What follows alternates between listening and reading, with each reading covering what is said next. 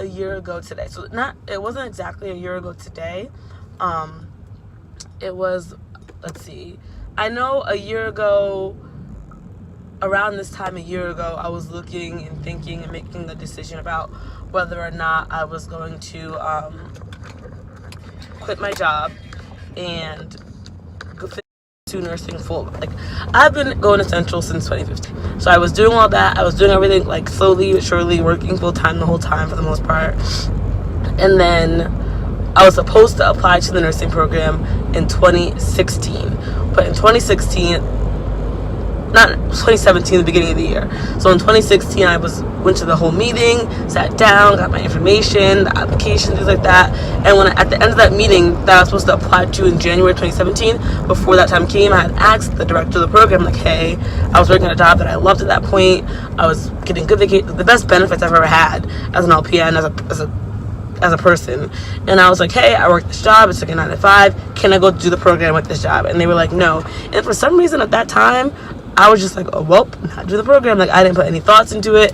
I didn't like question it. I looked into other programs that would work better with my job, and then I was upset, and I definitely would like shed some tears because of the fact that like the other programs didn't accept my credits, or like the deadline was too close, or like where I lived, he put me like all where I lived and all the other things put me at a disadvantage point wise for the application. So like that was what, like October, November, December, so like application season to January.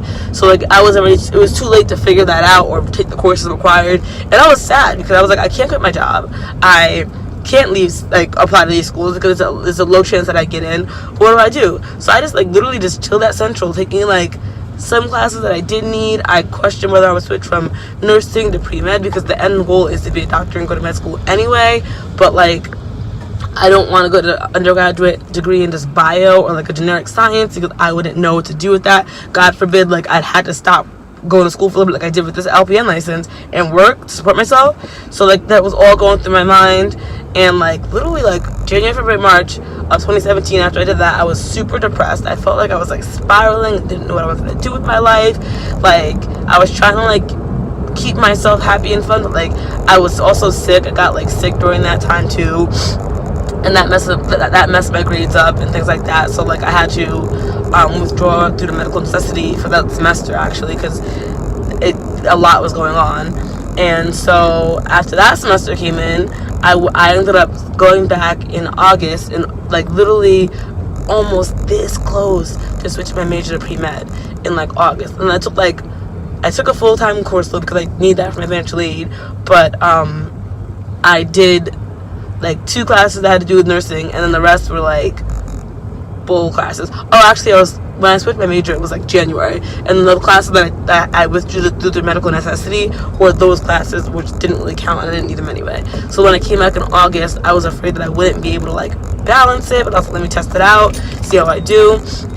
And I took a full course load, and they were like some nursing classes. I took like I think statistics at that time, and like a psych class, and some other classes. And I had emailed trying to get into a chem class, but it didn't work out. So literally I'm taking these classes, it's going pretty okay.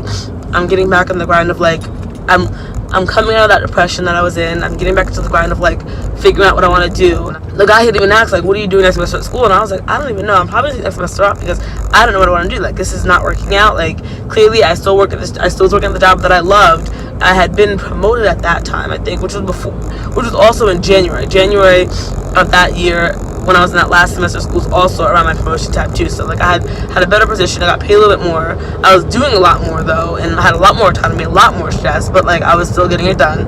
Around November of last year, I started questioning my like decision from the year before about not even applying to nursing school, like, because my vocabulary was always like, I can't do the nursing program because of this, I can't do the nursing program because of that. But I was like, holy crap, I keep saying I can't do this program that I never actually applied to. So I was like, okay, how does it make sense? So I was starting to think about like, okay, what if I apply to it? Like, maybe I should just apply. So I when I first had this thought process, I actually went in to my school and said like, hey, what would I have to do to apply? And we went over like the fact that I had gone to the meeting already the year before, and like the classes that I had taken, and she was like, listen, like, you are still short some classes. it's freaking November. Like, you are, put it this way, signing up for spring classes takes place in like the end of September, beginning of October, and it is like rush. If you don't get into your class like at that time, it's very unlikely that you're going to get into your class that you need or want in November or December for January. So she was like, you need to take the 3 pre-nursing classes, which is medical terminology, health assessment, and foundations to nursing, as well as microbiology and organic chem, in order to even apply. So you take all those 5 classes in the spring and pass them all in order to apply. And she said, we don't even recommend you taking literally every person I spoke to, like, we do not recommend you taking 2 science classes and 3 nursing classes together. Like, that's not a thing you should do, especially working. Like, you shouldn't be working at all, taking the 3 nursing classes, but not 2 science and 3 nursing classes. Let me tell you, like, I was like, okay, what I'll do is I'll try to sign up for the classes, and if they're available, I'll just do it. Like, if it's available, I'll put everything in that boat and I'll do it. So somehow, some way, the 3 nursing classes were available.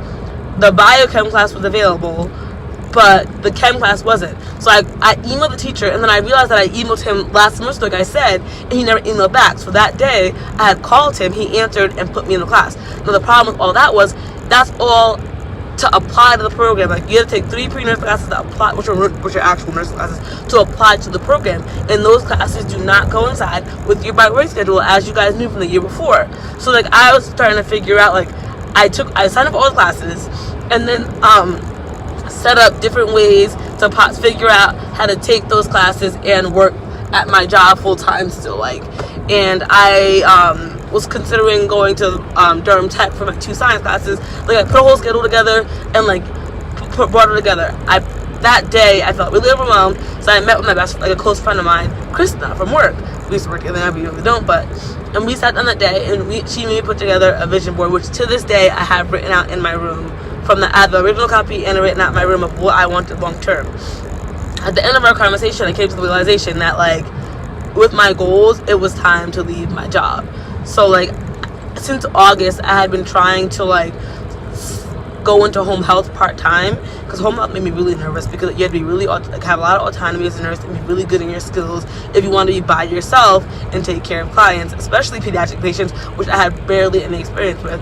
So I decided that, like, I would like to just go in full-time versus part-time like I had planned, and leave my job. So, like, after I waited until Thanksgiving. At that point, you had to realize that, like, I had to sign up for all these classes. I had to quit my job, in a sense, and I also had to take the TEAS exam. And my understanding was, I didn't realize that my school offered the TEAS exam, so, like, I thought I had to take it with one of the schedules that they had online on the website, the ACI website, before, like, January. So I signed up for it. I was going home for right after Thanksgiving. So right after Thanksgiving, I was going home the weekend after Thanksgiving for, like, to visit my dad and family for a concert that got canceled. So, like, I signed up for the TEAS right after Thanksgiving, which, as you know, was final season. And literally right before Thanksgiving, or around Thanksgiving at my job, I submitted my notice. Like, I didn't give 2-week notice. I gave a full, like, month and a half notice. Like, I gave, like, from the end of November until classes started in January, that I was going to be leaving my job after that full time, and starting full time at the home health agency, hopefully around that time too. So drove to New York during final season, finished assignments while I was there, took my TEAS, somehow unprepared as hell, passed my TEAS with a pretty good okay grade, drove back, finished my finals up, and, like, passed that semester. Now, that was all said and done. Now, December, my focus was literally getting all my health stuff in check, figuring out what,